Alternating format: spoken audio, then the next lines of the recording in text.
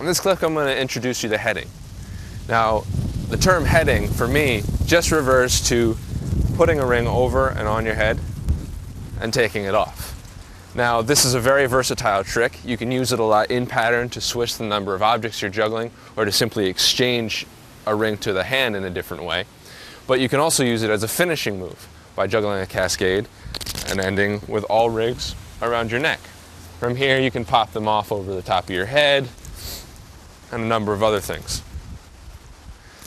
To practice heading, practice just very quickly putting it over your head.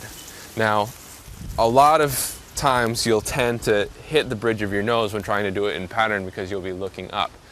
Think about just coming down along the back crown of your head so that you dodge your face. There's no reason to bloody your nose or bruise an eye just to juggle rings properly. So that and that. Taking it off takes much more practice than putting it on. It helps if you just practice with one ring, closing your eyes, going from a normal stance, and trying to grab the ring and take it off. It takes a lot of speed to get a ring off within pattern and then put it back on immediately after. In juggling 3 rings, just try throwing 1 or 2 rings, snapping it on your head, and stopping. And then eventually snapping it off as well.